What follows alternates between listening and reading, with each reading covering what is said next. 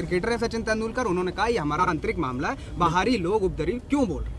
तो एक बात आप मुझे बताइए, आपके मुंह पर एल्फी लग गई थी या आपके गले में फेविकोल मरीन का मजबूत जोड़ अटक गया था कि जब देश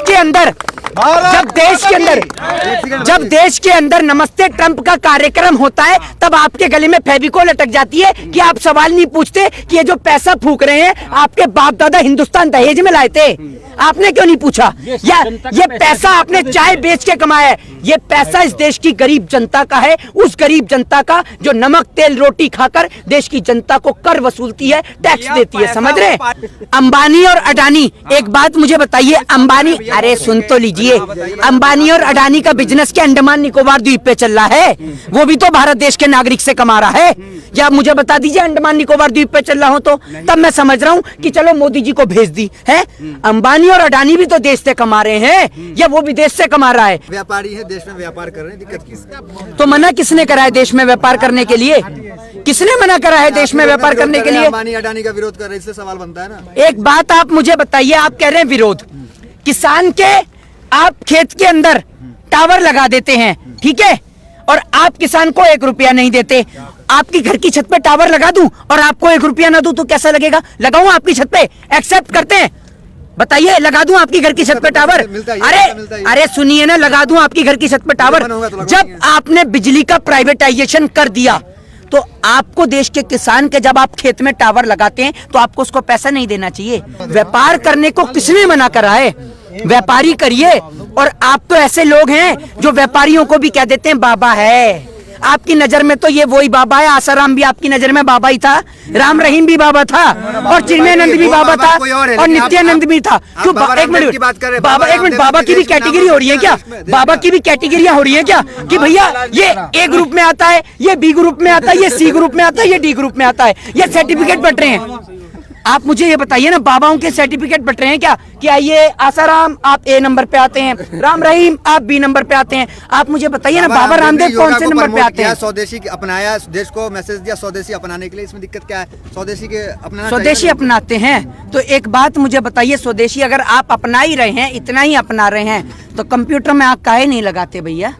देश में बनना है कंप्यूटर। Digital India. अरे डिजिटल इंडिया, यूट्यूब जिस यूट्यूब पे ले रहे हैं ये क्या देश का है? स्वदेशी अपनाइए ना। सरसों तेल 200 आप एक बात बताइए, 2.25 आंख वाले बाबा रामदेव का है, देश के किसान का मक्का 10 रुपए किलो नहीं बिकता, उस काणे का मक्का का आटा 40 रुपए किलो बिकता है। गाय का दूध, सुनिए, गाय का दूध 65 रुपए लीटर नहीं बिकता, इनका गौमूत्र 90 रुपए लीटर बिक जाता है। ऐसा स्वदेशी लेंगे? आपको गाय के दूध की जगह सुबह सुबह गौमूत्र डकरवाऊं? डकारेंगे? कहीं ना कहीं आप अकेले तो पड़ गए ना, कोई साथ नहीं आपके, ना तो कोई सेलिब्रिटी आपके साथ है, तो किसान तो अकेले पड़ गया ना। वाह वाह भाई वाह। किसान एक मिनट रुको, किसानों से किसान अकेले पड़ गया। आपको दिखा नहीं दे रहा? आप कह रहे हैं अकेले हैं?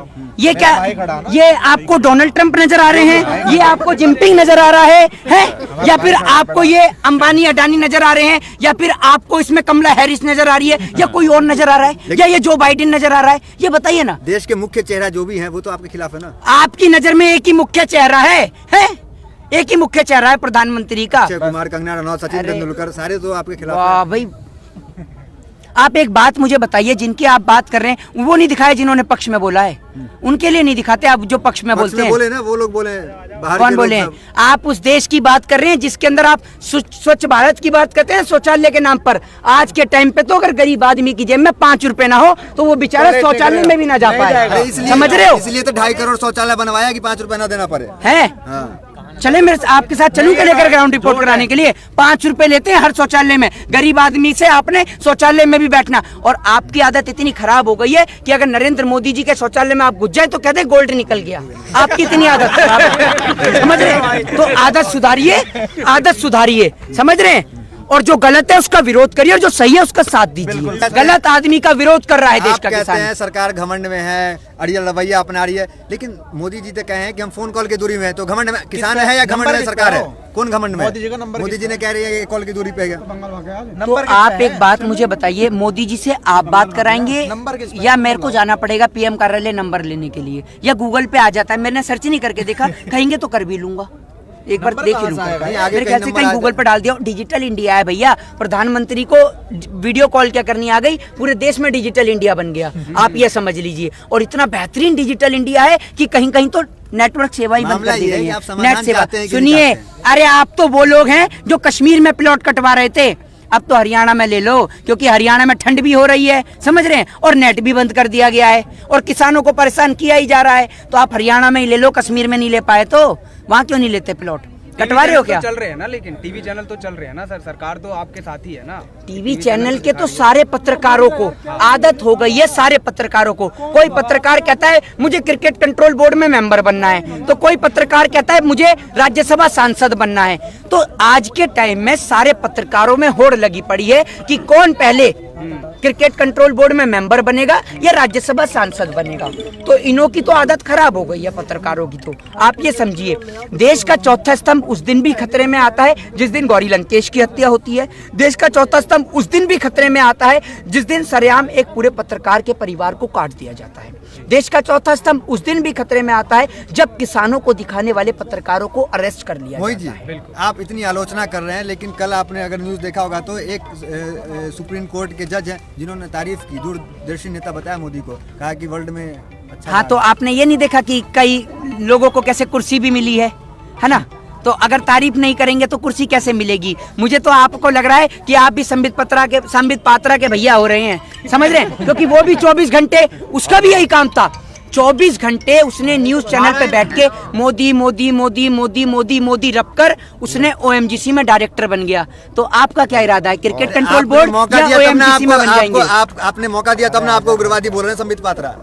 आपने मौका दिया ना, चूक किया ना कहीं तो आपको बोल रहे हैं ना। इधर सभी किसान को आतंकवादी बताया जा रहा है। ये उग्रवादी है, उग्रवादी है। हम नहीं बोल रहे हैं, वो तो बोल रहे हैं ना। उनके बोलने से क्या होता है? उनके बोलने से क्या होता है? उनके बोलने से क्या होता है? वो सर्टिफिकेट बांट रहे हैं। राष्ट्रवादी पार्टी के प्रवक्ता है। राष्ट्रवादी पार्टी है, आप राष्ट्रवादी नहीं हैं। आप राष्ट्र से प्रेम नहीं करते। भाजपा फिर आप नहीं भाजपा कट्टर राष्ट्रवाद के लिए जाना जाता है। फिर आप कहेंगे कि मैं पत्रकारों को टारगेट कर रहा हूँ, और अगर मैं करूँ